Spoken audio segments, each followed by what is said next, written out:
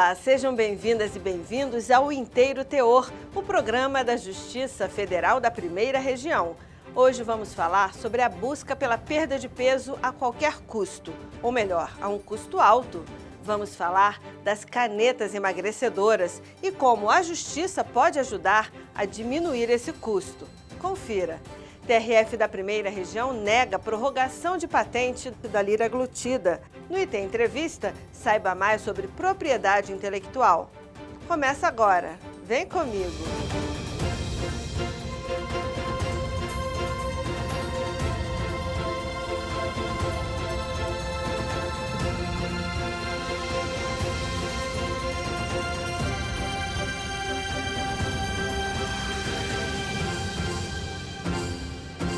Elas ficaram famosas nas redes sociais e viraram febre entre quem quer perder peso rapidamente.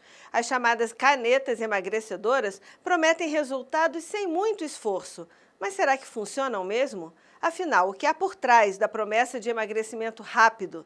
Como anda esse mercado? E por que ações envolvendo esses medicamentos estão chegando à Justiça? É o que você confere agora na reportagem de William Nascimento. Pequenas, práticas e cada vez mais populares. Criadas inicialmente para o controle do diabetes do tipo 2, as canetas emagrecedoras caíram no gosto popular e têm sido cada vez mais procuradas por pessoas no Brasil e no mundo que buscam perder peso. Apesar da popularidade, seu uso depende de prescrição médica, inclusive com retenção da receita na farmácia. A ideia é coibir o uso indevido e garantir a segurança dos pacientes, conforme explica o presidente da Interfarma, a Associação da Indústria Farmacêutica de Pesquisa, Renato Porto. Essas canetas, de fato, elas cobrem duas doenças hoje, né? Então, as pessoas que precisam dessas canetas porque são portadoras de diabetes e as pessoas que, de fato, têm obesidade. A utilização desses medicamentos deve ser feito com prescrição médica, com avaliação de um profissional de saúde, que vai determinar, de fato, a necessidade desse produto. E uma outra preocupação que nós temos é que o uso indiscriminado desse produto pode fazer com que as indústrias e todo o mercado mundial não consiga atender quem de fato precisa. Como é o caso do jornalista Leonardo Souza, que teve indicação médica para uso da caneta por um problema de saúde associado ao sobrepeso. Como tenho problema de pressão alta, problema cardiológico, né? E já tenho um stent, eu faço acompanhamento, né? Todo ano com o cardiologista. E o sobrepeso, né, cara, foi um dos fatores que mais prejudica a hipertensão, né? Então, colesterol alto também tenho. Então, assim, quando a cardiologista viu o sobrepeso, né, quer dizer, um peso bem mais alto do que o previsto, aí ela falou, pô, você tá há muito tempo assim já e tal, e sugeriu, né, a bariátrica ou então a caneta, né? A caneta é um modo menos invasivo, né? O GLP-1, molécula presente nas canetas, é um hormônio intestinal, liberado no corpo após as refeições. Ele exerce diversos papéis no organismo, como explica a presidente da Sociedade Brasileira de Diabetes, Maria Edna de Mello. Ele vai em algumas regiões do corpo. Então, ele vai no pâncreas, onde ele aumenta a produção de insulina de uma forma glicose dependente, ou seja, ele só vai aumentar a insulina se a glicemia ela se elevar. Então, não é um medicamento que está associado a risco de hipoglicemia. E ele tem ação também no estômago, onde ele reduz o esvaziamento gástrico, e isso já é um fator para ajudar na saciedade, e ele também tem uma ação no sistema nervoso central, levando a uma diminuição do apetite, e, consequentemente, a pessoa vai comer menos, e com isso ela vai perder peso. Presentes há mais de 20 anos no mercado, os medicamentos à base do GLP-1 têm vários nomes, mas algo em comum: o alto custo. O tratamento chega a custar R$ 3.000 por mês, a depender da marca e da quantidade da fórmula indicada pelo médico. Claro que todo esse custo movimenta uma cadeia milionária, motivo pelo qual muitas empresas disputam esse mercado, às vezes até na justiça. Foi o que aconteceu recentemente em um caso julgado pelo TRF da Primeira Região. A sexta turma suspendeu a decisão que prorrogava até 2033 a patente da liraglutida, princípio ativo dos medicamentos Victoza e o Saxenda da farmacêutica Novo Nordisk. O relator do processo no TRF1, desembargador Flávio Jardim, entendeu que a prorrogação da exclusividade patentária poderia manter o monopólio no mercado e impedir a entrada de versões mais baratas, prejudicando os consumidores.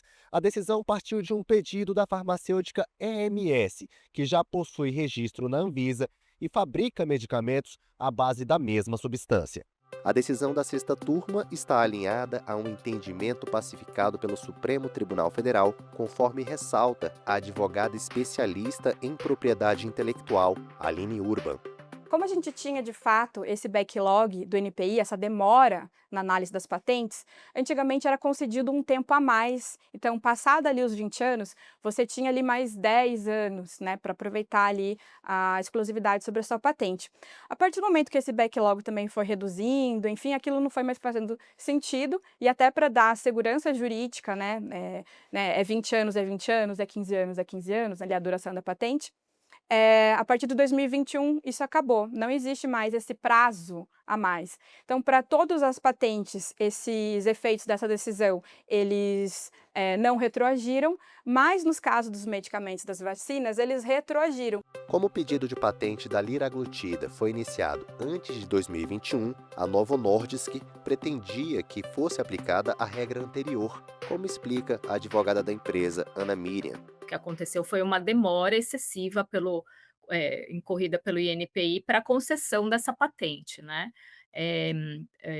Especificamente a patente da liraglutida, ela demorou 13 anos para ser concedida. A partir do momento que a gente deposita, até a data da concessão, você tem uma expectativa de direito e não um direito efetivo. O que a gente busca não é a prorrogação, mas a recomposição do prazo que nos foi retirado, e o fato dessa decisão ter retroagido para a indústria de medicamentos.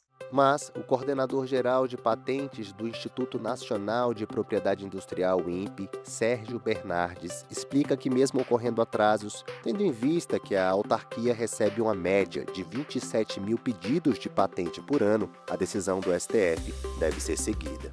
Até 2021, a Lei de Propriedade Industrial, a LPI, ela tem um dispositivo no artigo 40, que se por acaso o Instituto, né, o NPI, passasse de 10 anos para poder dar uma resposta sobre aquela patente, o prazo não seria menor do que 10 anos a partir dali. Então, você teria, em alguns casos do passado, nós passamos por situações em que algumas tecnologias tinham um tempo muito longo de análise, então ela ia ali com 11, 12 anos ser concedida, então era mais 10 anos daquilo. Aí acabava passando dos 20 anos do depósito.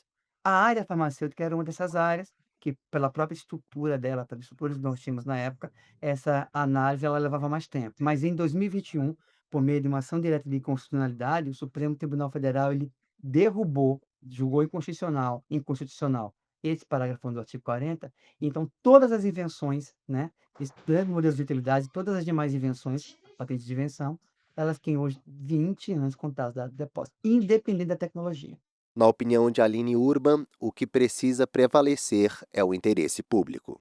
A gente precisa fazer valer a segurança pública. Então, né, justamente nesse caso em especial, foi utilizada toda a base dessa ADI do STF de 2021, muito bem justificada no processo, muito bem aplicada, e, obviamente, né, em razão aí da procura que a gente teve nos últimos tempos muito grande das canetas para emagrecimento, né, aumentou muito o custo, e teve uma escassez muito grande no mercado, que colocou em risco quem, né? Quem não estava buscando emagrecer, quem realmente depende do remédio, né, para a sua própria saúde, né? Que são os portadores aí de diabetes. Como é o caso do jornalista Leonardo Souza. Meu tratamento era previsto para 1 ano, eu consegui fazer só 4 meses devido justamente ao custo, né? Então é cara, né, essa caneta, não é barato, mas assim, o benefício, né, é muito bom. Eu fiz até onde eu pude, né, eu acredito que se houvesse uma concorrência, esse preço, lógico, né, seria menor e o benefício para quem precisa realmente seria muito grande. A esperança, segundo Maria Edna de Mello, é que a concorrência possibilite que mais pessoas possam ter acesso ao tratamento. É importante a gente lembrar que pelo processo de fabricação e pela logística, por ser uma medicação que precisa de ser acondicionada em temperaturas frias, que precisa de aplicação subcutânea, que não é qualquer forma de transporte, e mesmo a característica da molécula em si, é uma medicação que nunca vai ter um preço muito baixo, né, então é uma medicação de alto custo, e que com a competição comercial a gente espera que o custo reduza, e com isso a gente consiga ter mais acesso à população. É o que também acredita Sérgio Bernardes, do INPE. O inventor tem o seu direito, presumido, porque ele, né, chega aqui e ele traz uma solução para um problema. A gente também tem que entender que esse produto precisa chegar e precisa chegar de uma forma acessível para todos.